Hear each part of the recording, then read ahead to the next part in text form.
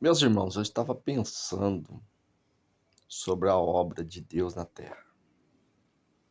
Algumas coisas paralisam a obra de Deus, né? A gente podia pontuar algumas coisas que vêm atrapalhando a obra de Deus, o crescimento, a prosperidade da obra de Deus. Mas eu percebi uma que tem travado a obra, tem deixado a obra em estado de letargia: o medo. O medo tem paralisado a obra de Deus, sim.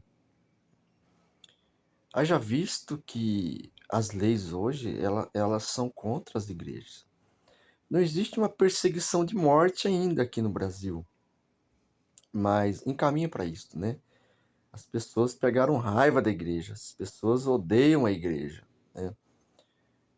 Isto por conta também de maus testemunhos, né? Isto por conta que a igreja também ela se envolveu em política e isso agravou a letargia da obra missionária. Mas eu, falando do medo, o medo é uma coisa terrível, né? O medo não faz avançar. Eu me recordo uma vez de um amigo que me contou, ele era representante comercial aqui no estado do Paraná. E desta feita estava viajando de madrugada, porque era necessário, né? Ele ia em certa cidade e adiantar o trabalho. E estava frio e ventando, e ele conta que de madrugada, indo com o carro dele, a BR escura, a estrada escura, e uns 200, 300 metros, se levantou algo no meio da pista, branco, que se mexia como uma pessoa. Ele disse que ficou apavorado porque tinha formas de uma pessoa e na cabeça dele era um fantasma, era uma assombração. Mas ao mesmo tempo ele falou, vou, ficou curioso e acelerou e foi chegando bem devagar, se aproximando, foi se aproximando, se aproximando, e quando ele chega de perto, era um plástico branco, bem branco, preso em uma pedra, no seu pé ali, né, na sua base. O vento pegava e, e balançava de todo jeito aquilo, até certo ponto de parecer uma pessoa, um fantasma.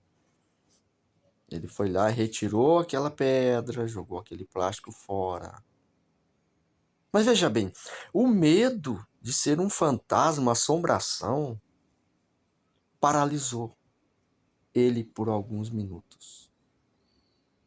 Por outro lado, ele enfrentou esse medo. Eu vejo a igreja hoje com medo. Dentro de quatro paredes,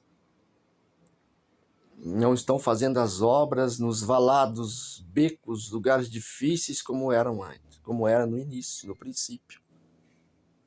Por quê? Falta de poder. Enquanto a igreja de Atos, onde iniciou a igreja, em Atos, ela não foi revestida, ou seja, vestida duas vezes com o poder de Deus, o dunamis do Senhor, ela estava amedrontada, só na região de Jerusalém. Óbvio que foi necessário obedecer a palavra de Jesus de Atos 1:8, né? Sereis testemunho em Jerusalém.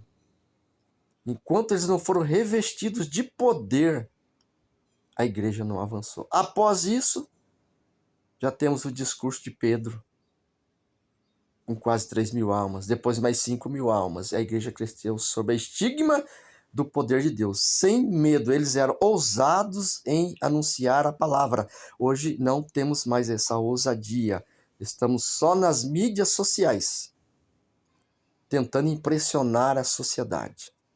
Ficamos doutores, cheio de dogmas para cá e para lá, confusão na nossa ortodoxia bíblica. Mas cadê a ousadia? Não tem ousadia porque não tem poder de Deus. O eu está falando mais alto. Muitos doutores.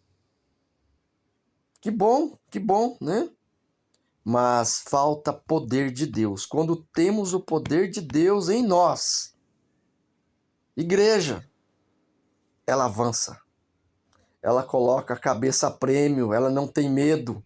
O medo paralisa, mas por falta de poder e atitude. Então, o medo paralisa sim. Paralisa. Eu conheço pastores em Londrina, eu sou de Londrina, que pensam tudo para fazer. Óbvio que a lei está pegando. Tudo virou assédio nessa sociedade podre, nessa sociedade fétida, nessa sociedade sodomita, nessa sociedade de inversão de valores da pós-modernidade. Tem que tomar cuidado, mas nós temos que ser mais ousados. E o medo tá pegando um monte de gente aí, viu? Um monte de pastor aí. Ah, não faz isso. Ah, não pode fazer aquilo. Porque falta poder de Deus. Falta ousadia. Falta entrega, falta renúncia. Porque quando o camarada renuncia tudo isso, inclusive o medo, ele vai para a missão. Ele não tem medo. Ele não tem amor pela própria vida. É o que está faltando nesses dias. O medo tem sido letárgico, tem paralisado muita igreja que não cresce, que não avança, porque está preso, está com medo, está amarelando. Está amarelando, pipocando. Está levando o evangelho suave, must, diet, light, evangelho de passarela. Entrar pelo caminho dos coaches, só treina, mas não, só teoria, não tem prática. Muito raso. Vou deixar Ezequiel 47 aqui. Deus convida você para entrar às águas do avivamento, meu querido. Que bom que Ezequiel aceitou o convite, viu que estava nos artelhos, mas estava raso. Andou 1000 côvados, cerca de 500 metros, estava no joelho, já melhorou. Joelho fala de oração. Depois nos lombos já não se dominava mais. Depois teve que nadar, porque era largo o ribeiro. Medo. Sabe o que é medo? Tem gente com medo de água, de avivamento, com a síndrome de gato, para falar a verdade. Síndrome de gato. E quando entra nas águas, usa colete salva-vidas, para não morrer afogado, porque não se movimenta, não tem flexibilidade, não tem esquema, não tem ideias, não tem noção de como se faz a obra. Medo. O medo tem paralisado muitos pastores, muitos ministérios. Medo de tudo. Medo da sombra. Me poupe. Você está precisando buscar avivamento, viu? Avivamento que vem de Deus. Não esqueminha aqui da terra. Em Atos, a Bíblia diz, de repente, veio do céu um som como de um vento impetuoso. Avivamento, meu querido, não vem de teologia. Que bom, gosto também. Não vem só de ler livros, de ter esquemas humanizados aqui, esqueminha com isso ou aquilo, muito doutorzinho. Não, avivamento vem do céu. Vem do céu. O dunamis de Deus vem do céu. E você está com medo por quê? Deus te deu espírito de covardia. Tem igreja que não cresce, não sai nas praças, não sai nas ruas, não vai nos valados, não vai nas partes periféricas, difíceis da cidade. Aí lamentam, reclamam. Mas porque você está com medo. Com medo. É guerra. É guerra. É guerra, é um momento de avançar, mas é guerra. E na guerra mata-se ou morre. Deus abençoe. Deixa de medo, rapaz.